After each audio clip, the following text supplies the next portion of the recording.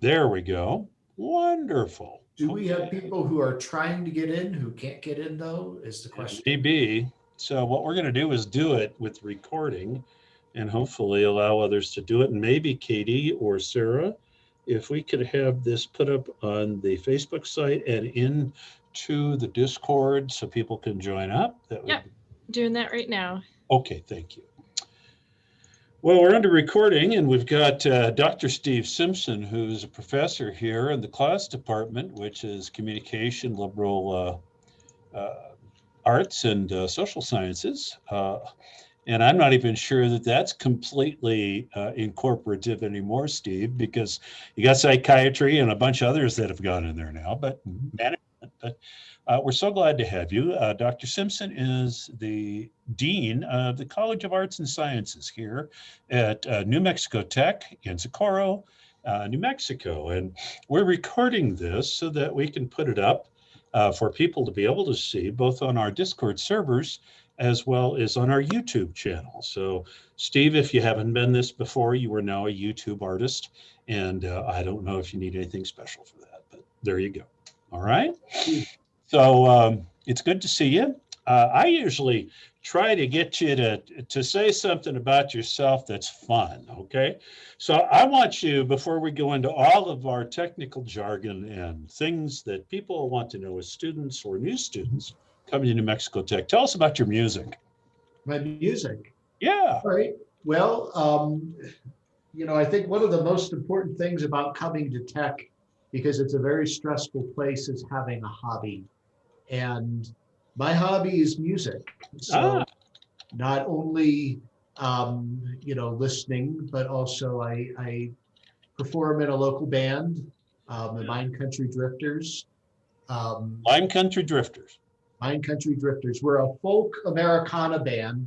Okay. Before COVID, we played around town. We played in the Capitol Bar. I was going to say, I thought it was the Capitol Bar before, yeah. We played tech events. So we did the Christmas party in 2019.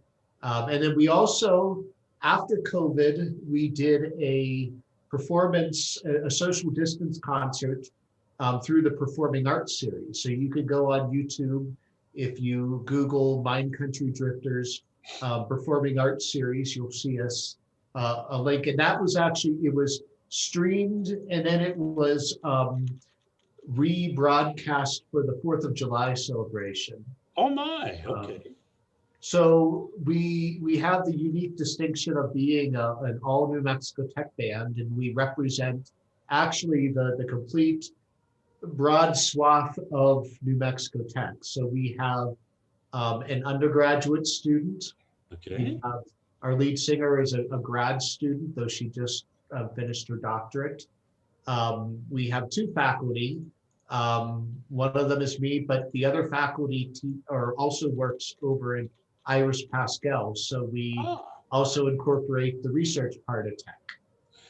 You're an all-inclusive group. How wonderful. Tell me a couple of names of your songs. Well, we do a variety of kind of standard, like new versions of standard folk tunes, like The Wayfaring Stranger is a Civil War era hymn, actually. Mm-hmm. There have been numerous versions of it. And so we kind of have a funky, jazzy, bluesy version of it. We do a version of Does My Ring Burn Your Finger? Which was the title. That's good. Yeah, that several people have done that. That's kind of a country blues song, but we try to mix it up. I mean, we have some originals. We actually have a song about Socorro called Ghosts of Valverde, and it has, among other spots in town, the Valverde Hotel, which is rumored to be haunted. Valverde, is that still open? No, it is. It's closed down Manzanares or whatever. Right.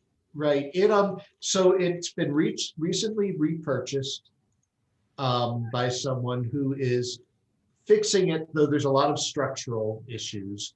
but he does have every once in a while events in the courtyard of the hotel.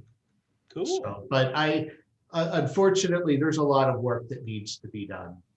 Well, now Katie, we know, is a very experienced ghost tour type of host. Only she did them down in Marietta, Georgia, I think, or other places. She can tell you where she did them. Yeah. Yep, that was it. Marietta, Yeah. Georgia. Yeah. So if you ever need a really good ghost tour person, I think Katie could do it if you give her a little time to research. But she's also Miss Halloween for the skiing library, so she does that pretty well too. So a few other things about music real quickly. So I play a couple places. I actually do play in a kind of a country gospel little group at the Episcopal Church. Okay. We do folk masses. Mm-hmm. And then, so we got started with our band through the music program here at New Mexico Tech. We actually all met, we were playing, actually the mandolinist and I in our group had done a double, Vivaldi double mandolin concerto.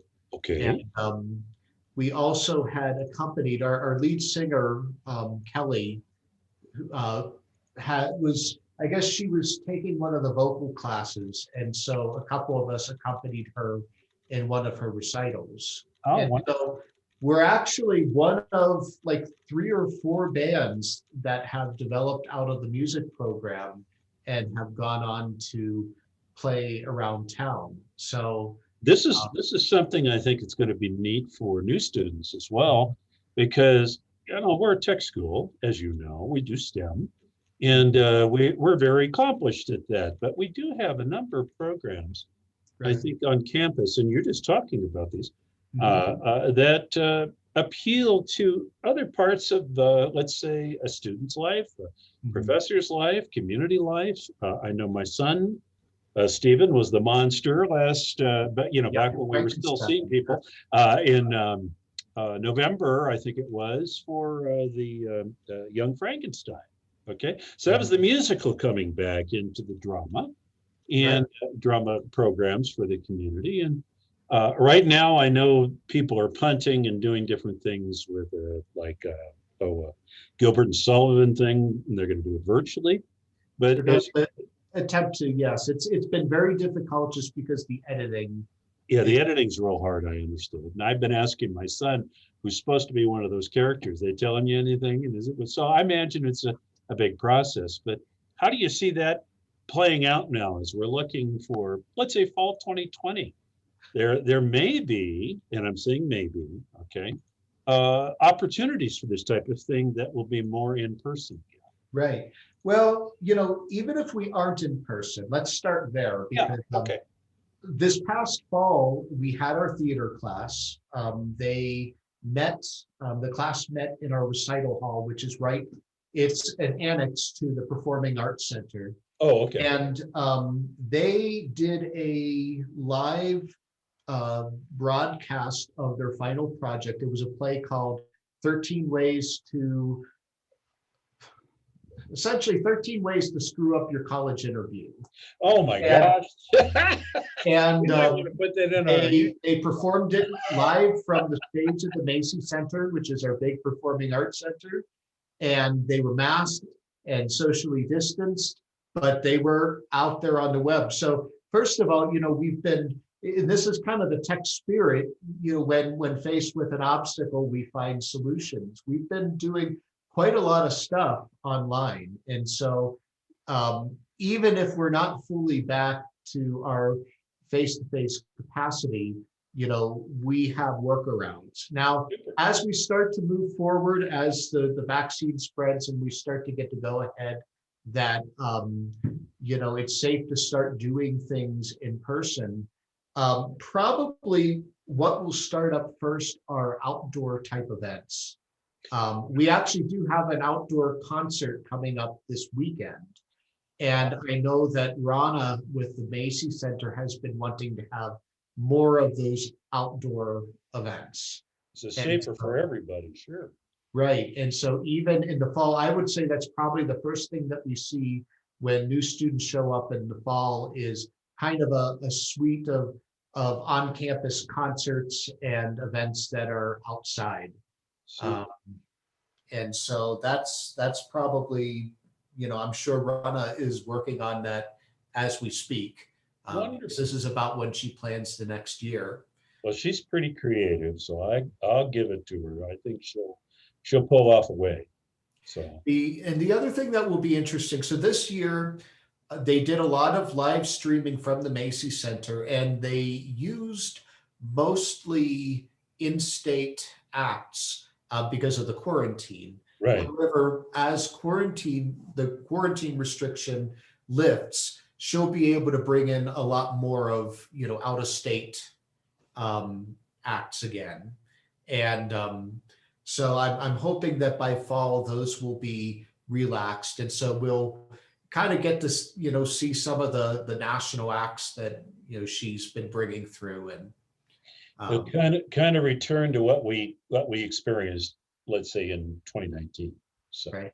yeah, well, I think it's marvelous, and one of the reasons I'm bringing that up for the students, especially, is that there's lots of creative outlets here Mhm. that still have moved on, just as you expressed, even in the midst of COVID, and afterward that will continue. So, and again, I just don't think people sense that, but the fine arts department does a lot of good stuff. Right. Like with all the different artistic hands-on things that they'll be able to do. Mhm.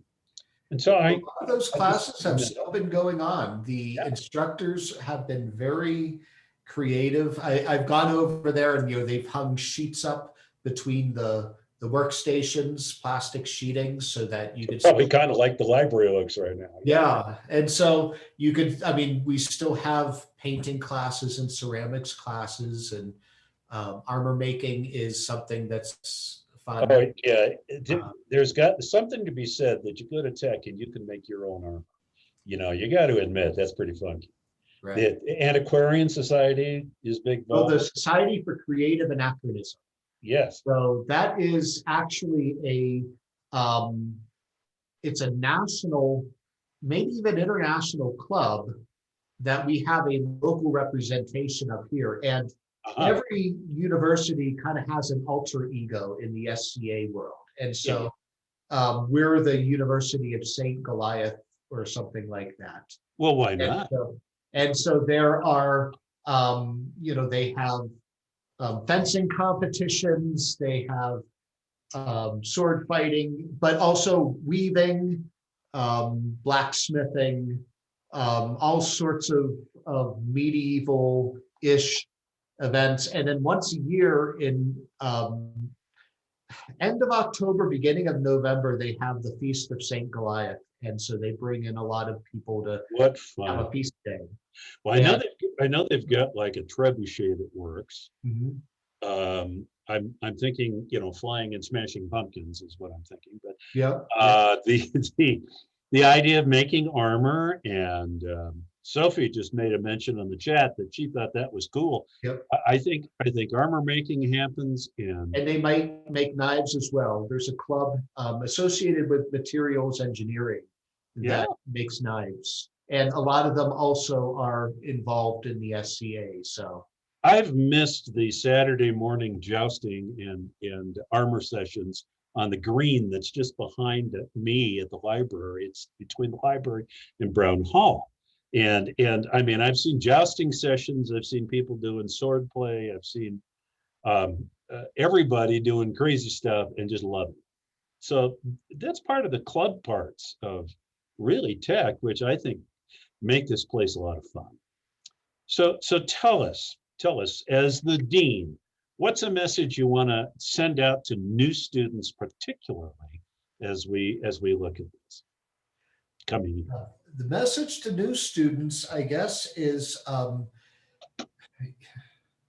I think that there's a lot of students right now who are very concerned about making big decisions because there seems like so many uncertain things going on. But I think as a tech community have been extremely creative in how we have managed to continue doing what we do. And, even with restrictions, we're going forward in providing really good education for students. And, I think that especially in these times, being part of a small community in a small town actually has a lot of advantages. You know, we, um, you know, and compared to other universities, we've not had as many outbreaks Mhm. as other universities. The students have been able to, I mean, even though the social life isn't the same as it was, the students are still on campus. You see them outside eating lunch together. Well, we put all those picnic tables down, and we lovingly call them moat, but our outdoor garden area at the Yeah. library, and with electricity and with Wi-Fi and umbrellas, and we're going to be getting awnings here by spring. That's really going to be a nice outdoor area. But every time I go by there, I pretty much hear somebody talking. So there's somebody out there. Like you say, they've been looking for venues and where they can So, stay. yeah. So I think the big message is we're still delivering the best education in the state. And Excellent. I encourage everyone to seek us out. If you're still kind of making your decision, I'm happy to talk to you about what tech is about. And I'm also able to put incoming students in contact with departments if they have questions about um, their programs and classes. We're here and we're ready to answer We're any doing it. questions you Yeah. have. Yeah. Yeah, I think for students, as they're considering things here, Socorro is a wonderful place. It really is a place of interaction, and I love the research side of things, and I love the ability for people to get help. I'm just liking that Katie Teams Norris is one of our guests today, and just listening in. But Katie is, of course, overseeing the tutorial centers, and Sophia is new to us and helping with that as well.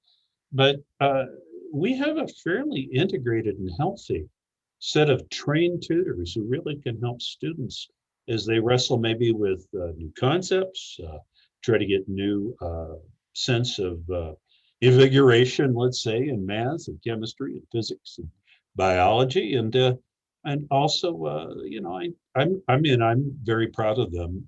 Katie, you can say something if you want. You really can. Um, the the Yeah, issue. yeah. I've been Yeah, doing some observations, and the tutors are great. yeah.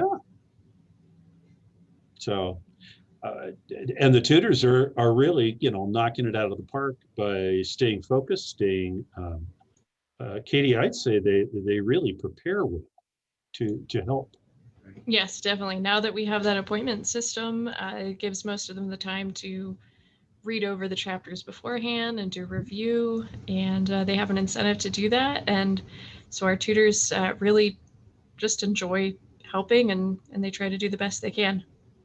They're good. Yeah, I'm very proud of them, and you and Sophia as well. And as things open up, the library is one of those, it's become a hub. You have the tutoring area, and you don't have to be tutoring to be back there. Some people just No, go there and do their homework, and you're there. I guess they had the little signs on the tables with the red and the green, and if you need help, it helped. flip it over and someone can just walk right over. But even still, so I do a lot of my writing in the library, and it's kind of nice that um, yeah, it's kind of nice that my students come in, they see me there, they have a question, they can just walk over and I can answer the question, or I could just sit there and talk with people over coffee or popcorn, or So it's kind of, it was a place where I spent a lot of time prior to COVID. And, I'm thinking as things open up, I'm really, I miss that type of environment. So I'm looking forward to getting over there. And that's also the good thing about a place like Tech is that on Popcorn Day, you'll be standing in line. There'll be students and deans and faculty and facilities workers. And I don't think that you have that opportunity to connect with that, array of people. Oh, people from the Bureau of Geology are there. I mean, you think about it, it really is fun. Since you've mentioned coffee and popcorn, we will have to, on this recording, since we're putting it up on YouTube, let everybody know that when COVID-19 and the physical restrictions finally are reduced, we will be returning back to our coffee program, which usually had 3 different types of coffee out that you could get, and you could bring your own cup. And unless you needed to use a cup because you didn't bring one, that was 25 cents, and we just put that into the coffee funds. But it was free coffee. It's always good coffee. It's well ground and fresh and different flavors. And I had a person working in one of the library workstations just the other day, and we I'm just going to bring up Katie and Sophie had this donut thing to promote the SRS, the Student Research Symposium, which we can talk about in a moment. But the thing is that we had some extra donuts, okay? And this one student who I've remembered here for a number of years was working on one of our COVID workstations, which is cleaned and all those things, and you go in and you had a clean and safe place to work. I poked my head out of the back room and I said, hey, I said, don't tell anybody that we're doing something crazy like this, but you come in and I've got a paper cup for you and I'll pour you coffee and you can have some donuts. Well, he not only took donuts to eat then, but he took donuts to eat later. And one of the things he was laughing about was, gosh, I miss this. I miss this. And I said, well, it'll come back.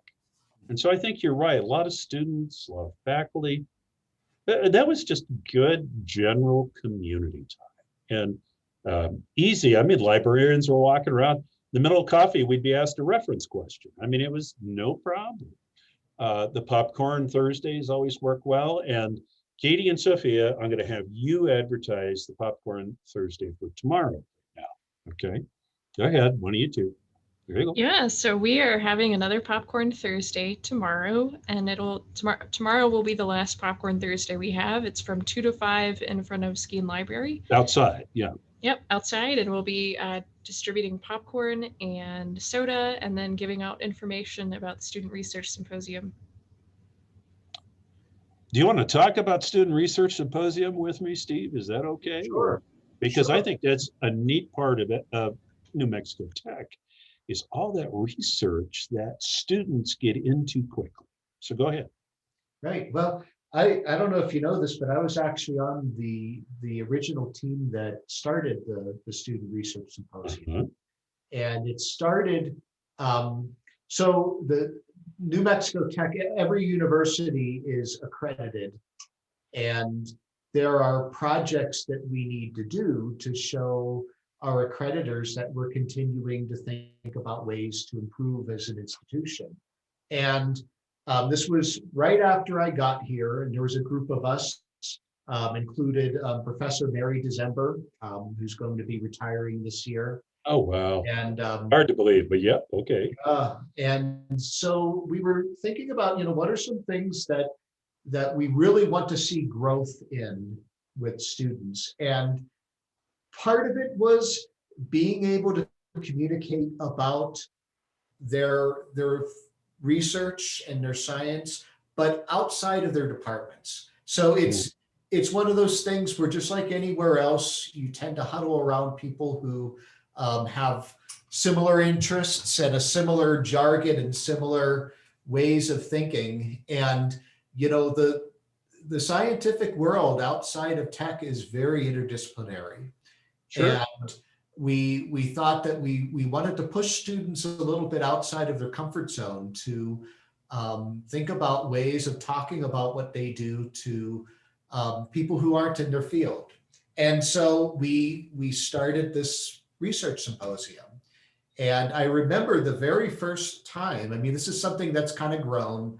Yeah, this is the 10th year. Yeah. The very first couple times, we actually would bring in a lot of students from local middle schools. And I remember two episodes in particular that kind of talk about, you know, this flexibility that you need to go back and forth between different audiences. But I remember one student who was presenting a research poster on some topic in computer science or biology, actually. And she had the graduate dean there, and she had an 8th grader.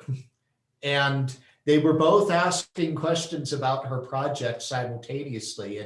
And the graduate dean was asking some very specific questions, and the 8th grader was asking very general questions. And she just was able to switch back and forth between the two of them in such a fluid way. And, you know, I think that that's the type of communication strategies that, you know, we hope students to get. Sure. You know, the other example I can think of is actually someone who used to work with the Office of Student Learning. Her name was Drea, and she was a geologist, and she was with the group. We have a group of researchers who go down to Antarctica, and they do research on a volcano, a very active volcano.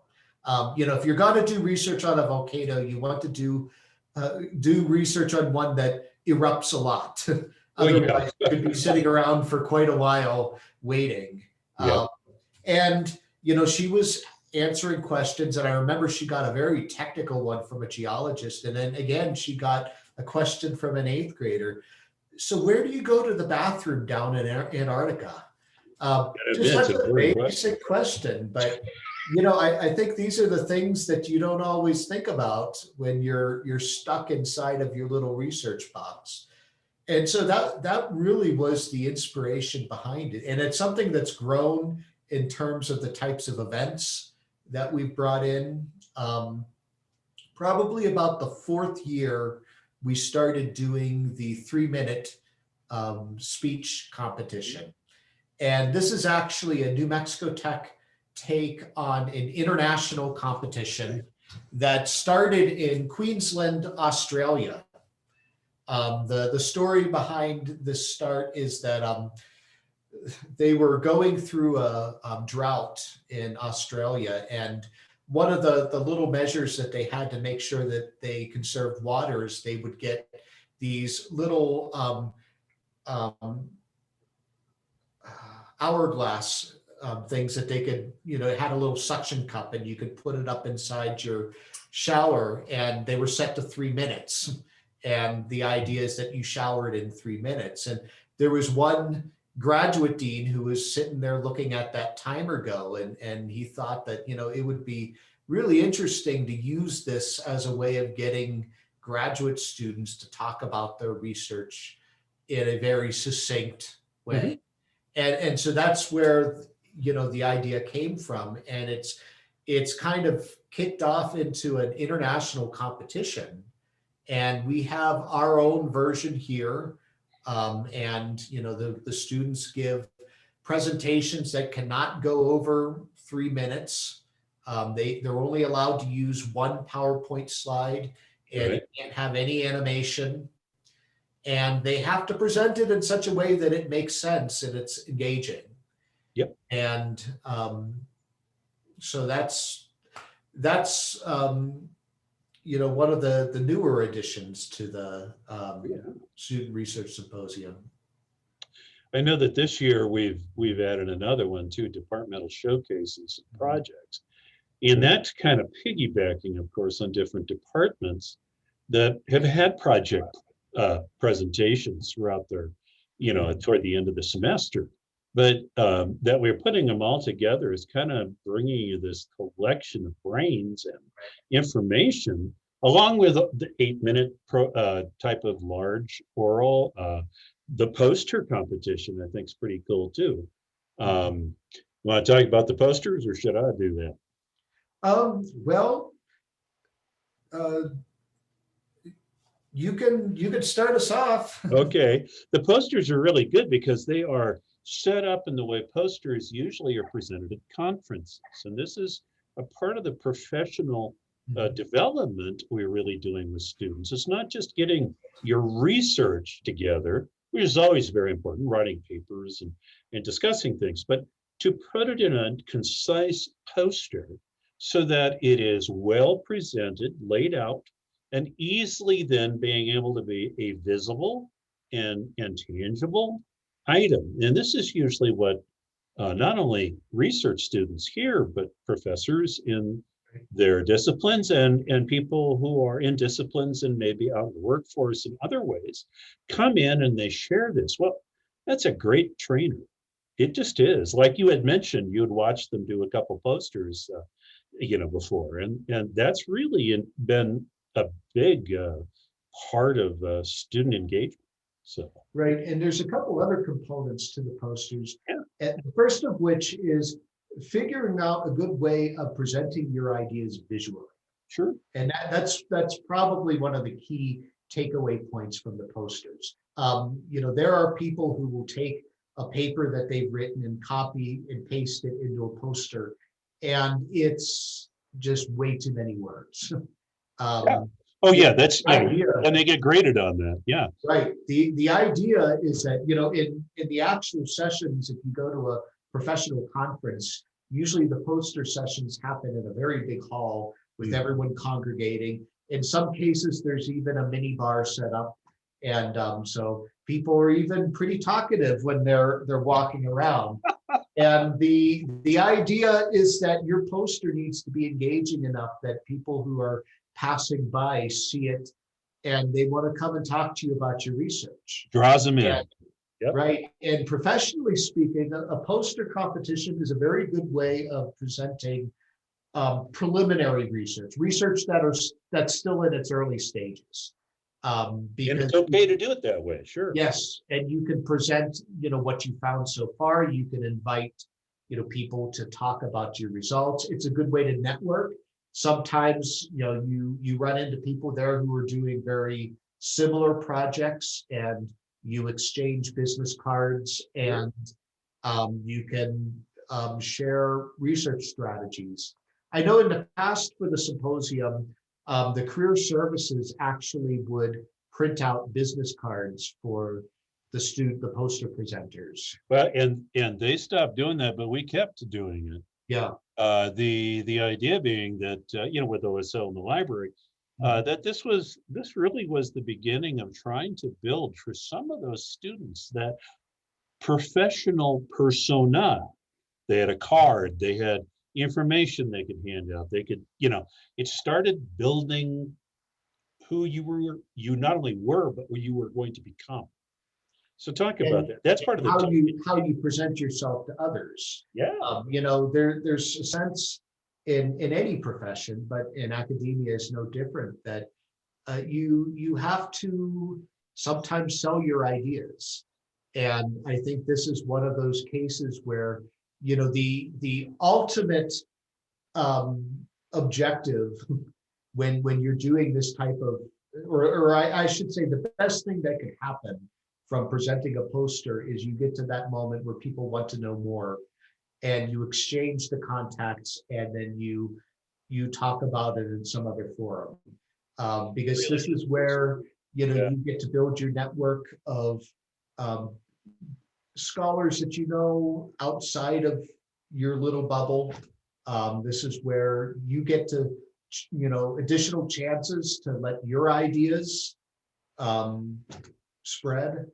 Mm-hmm. So I think that it's a good way to learn how to sell your ideas and make them interesting to people.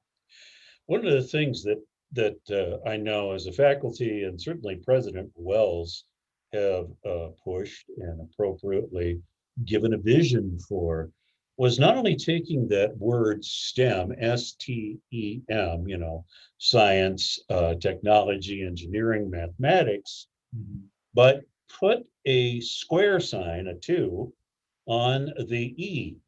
And that was for entrepreneurship, the Right. ability to be an entrepreneur, to move out and do these things. Talk about that a little bit, because that's a part of the spirit of New Mexico But too. yes, it's actually something that especially tech schools are known for is not just developing science in the abstract. Although there's a good bit of pure science, there's also the applications, Yes, developing products that are useful for people.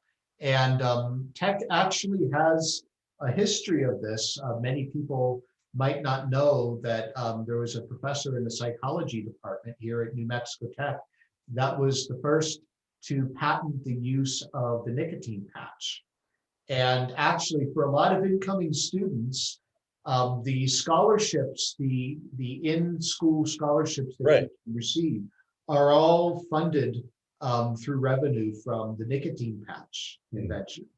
And this is something that I think that we've always done, but President Wells has especially been encouraging this type of creativity. Oh, yeah. And in fact, right now we have a postdoc and a professor in the biology department who have, they've been working on a number of things. They've been cooking up huge batches of hand sanitizer in the biology Yes. department that they ship around. But they also, I think they actually have patented an anti-COVID nasal spray. And I think that they're in some stages of transferring that patent to a pharmaceutical company. Well, I know that they were, Snezna and is it Brianna? Yeah, Danielle. yeah. There you go. That they have, came up with some of their research, an ointment that was able to be used that would certainly be able to be used in, I think it was in Africa, for a number of the different bacterial type of situations. And like you say, the COVID-19 nasal, that's a pretty funky and important type of a development. And Well, and we use over here all their hand sanitizer and their right. cleaner, And what I really like to emphasize about Danielle, Yeah. I see actually in if you look at a lot of the commercials on New Mexico Tech on TV, she's generally one of the faces that you see. Danielle's But definitely good there. she came here as an undergraduate, and she she was a freshman. She got introduced to research very early on. As many of our students do, they find opportunities to work alongside their professors. She was in our accelerated 5-year master's program in biology. And so she got her biology degree, and then she stayed on for the PhD in biotechnology, which is where the ointment, I think, was one of the patents that she developed for her dissertation. And then the COVID nasal spray is something that she worked on after that as a postdoc. But the one thing I like to point out about Danielle, I had her in a lot of my writing classes. Cool. She was one of those who not only took her science classes, but she liked to challenge herself and to flex her creative muscles. And so she was in several of my classes. She was in, my wife also teaches here. She was in one of her classes. Right. I think that's kind of a couple lessons for students coming in is one, look out for those opportunities that you come across to spend time working in professors' labs, be open. Again, this gets back to selling yourself. If there's something that you're interested in, speak up and talk to your professor about it. And that's how opportunities develop.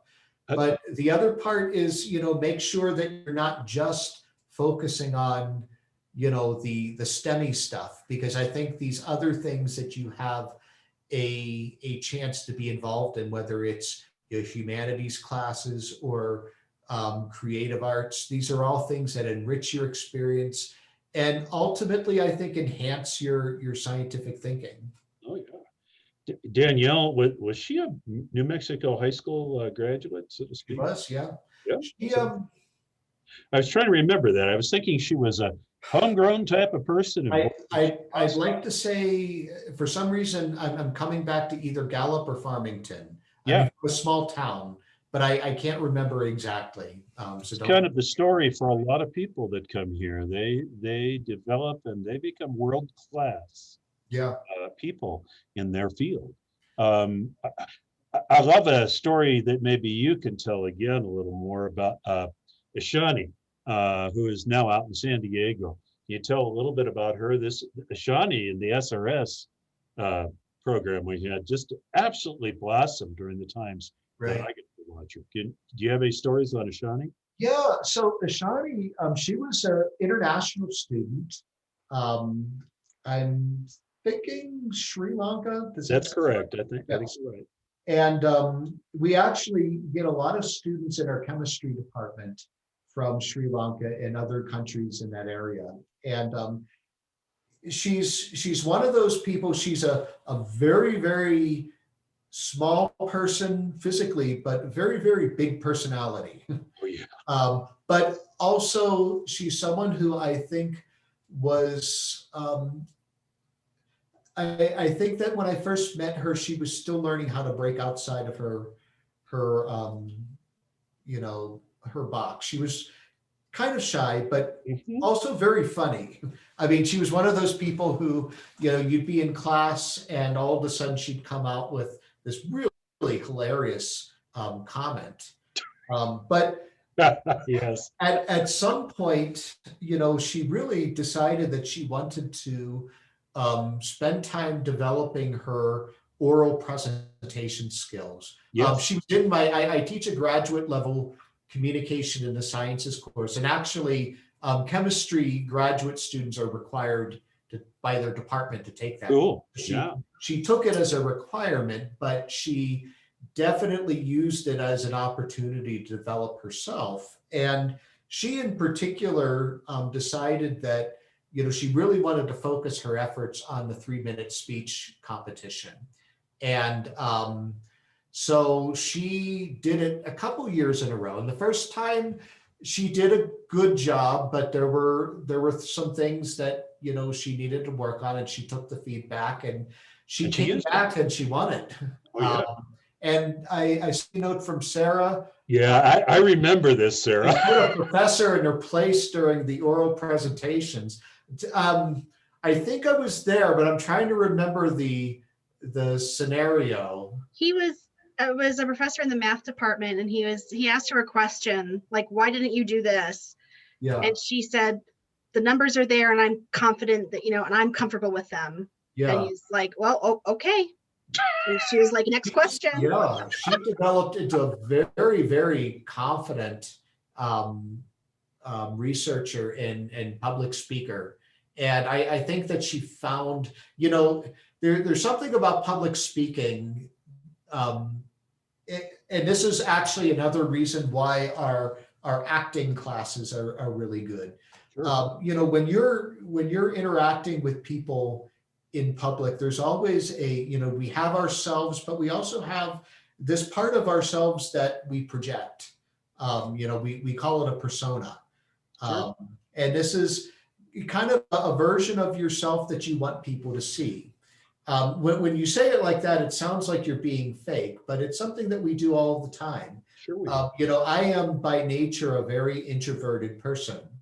It's not in my nature to be super talkative, but as part of my job, I need to be talkative. And You're so a functional talkative, yes. right. I've learned how to create a version of myself that I use in professional circumstances that is perhaps less shy than I might be normally.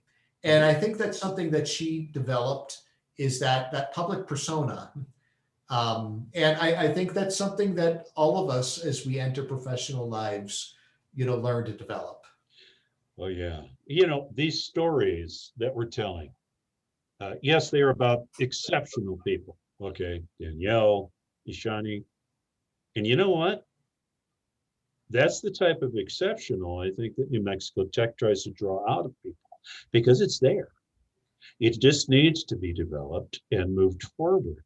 And you know what? I think certainly Danielle and Ashani, they took it and ran with it and became who they are right now. Ashani keeps on sending me, by the way, very spicy recipes, which Oh, is yes. really kind of funny. Well, I interact with her quite a bit, and in particular, she sends me kind of thorny grammatical questions that she comes across.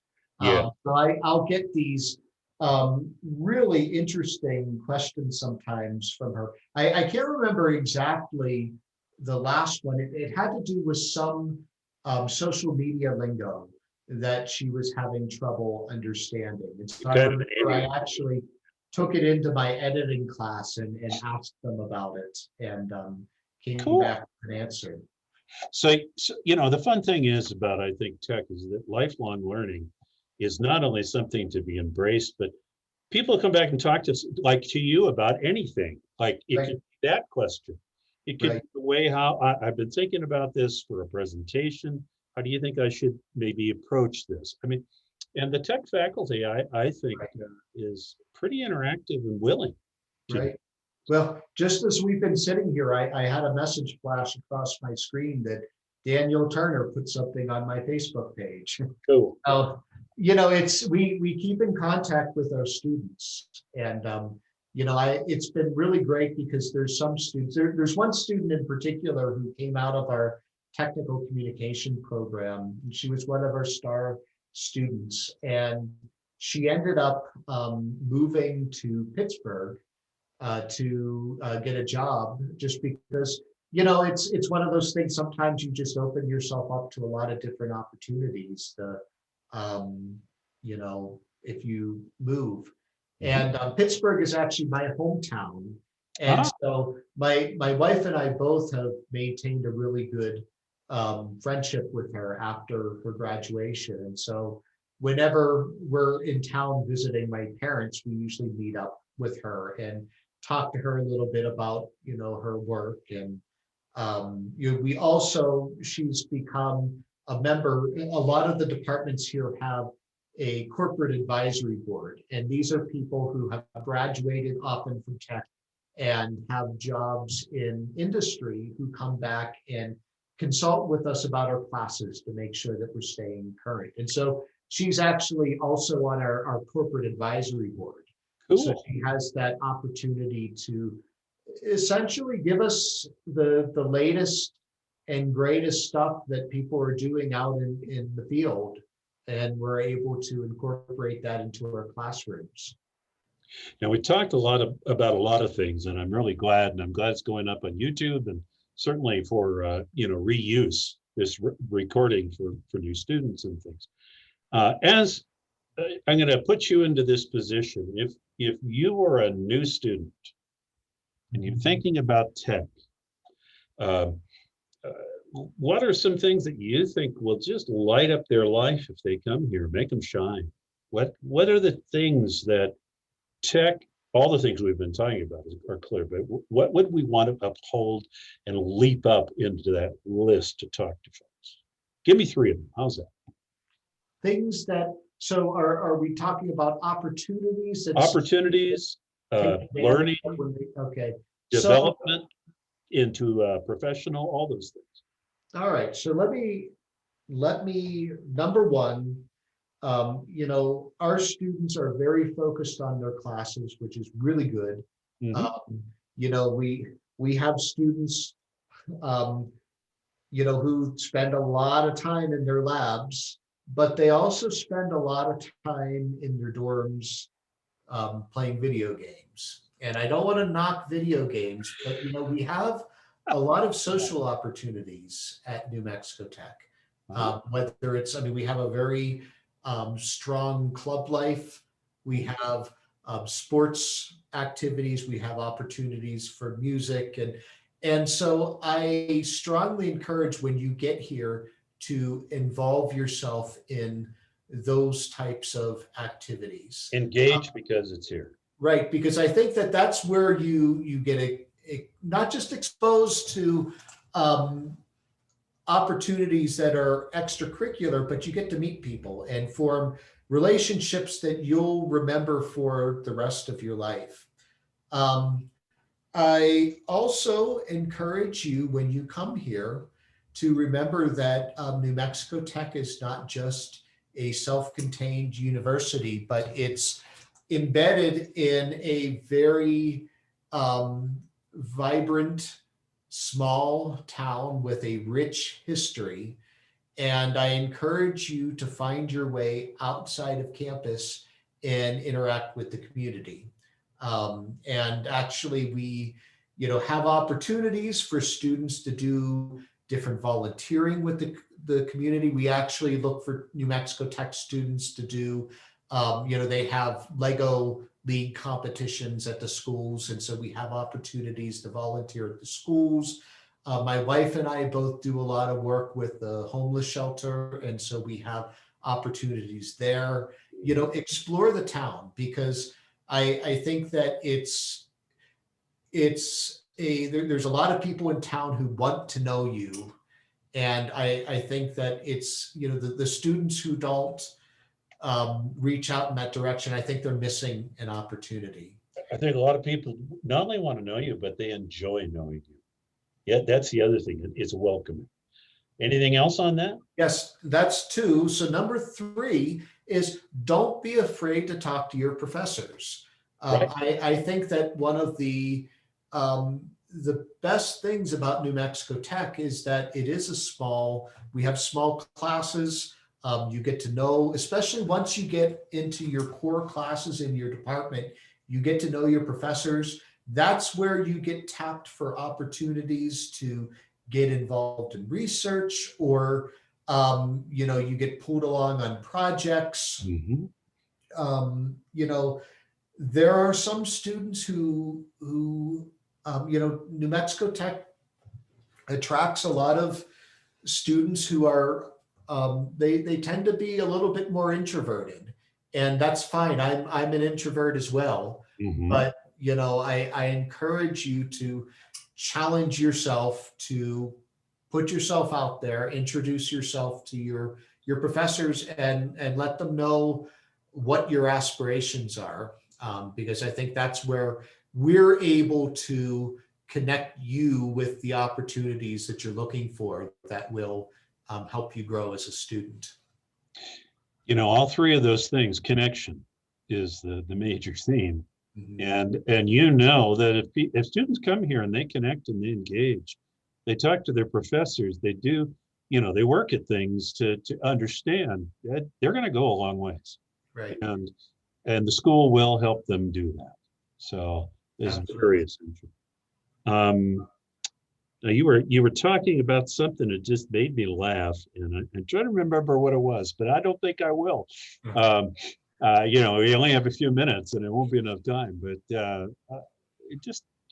it's a great conversation with you, Dean Simpson, and we're thankful for that. Katie or Sophia or Sarah, do you have any comments to add before we try to tie this up with a bow? This is great. Thank you. Yeah, I thought this was really interesting. It was great to learn more about the SRS because I am relatively new, like Dr. Cox mentioned. So it's great to just hear in depth about how it works, and especially about how it was like before it was all virtual, which I'm excited to see once that happens eventually. Right. Yeah. So I've been here a little while, and it was great to learn about the history of SRS. I didn't know you were a driving force behind it. Yeah, it was something I was pulled in on when I first got here. When I first came here, I actually was involved with, we had a Department of Education grant, and part of my job was developing things. And so people typically brought me in on those types of projects. And also I was in charge of the writing. The writing centers. Yeah. And so they brought me in because the writing lab has continued to play a role in the SRS. Mhm. That's kind of the, where that relationship started. Yeah, with the workshops, for example, not only for abstracts, because that's an important part of learning how to do work is abstract and get things focused, but whether it's the posters or the 3-minute speech, I mean, that really is great work for students, and the oral, and then it all develops into those departmental presentations and showcases. It's a great place to be. And so I think that's the news I'm getting. I think the really good experience that you get out of the SRS, many students, whether they're presentations that they have to do for work or academic I mean, you're going to have to do presentations. Absolutely. And some of those will be very high stakes environment with people who give very, very harsh feedback. And Yes. Unfortunately, that's kind of something that you have to develop a thick skin toward. But a good step toward getting there is presenting in a context where you get constructive feedback, and you get to make some mistakes, and it's all right, and you learn from them. And again, that's the story of Ashani, that she kind of did several versions of her presentations before she got herself to the point where she was, very strong and confident. And so it's good training ground. Absolutely. Well, Dr. Steve Simpson, the Dean of the Arts and the Sciences here, and a professor that's in the class department, we thank you for your time and for really an engaging talk that I'm happy to put up for YouTube and talk with others. And so we thank you. Thank you for having me. Oh, pleasure. We'll drag you in again to do something. So all right, no worries. But I'm going to call this now, and we're going to put this up on YouTube. And thank you for listening. And students, Dean Simpson's one of the people you're going to meet pretty quickly if you come here. And I would assume myself is at the library in the OSL. You'll meet me, you'll meet Katie, you'll meet Sophia, and you're going to meet Sarah. I mean, and we're really excited that you'll be coming. So have a good night, and we're going to say goodbye. all right. Bye.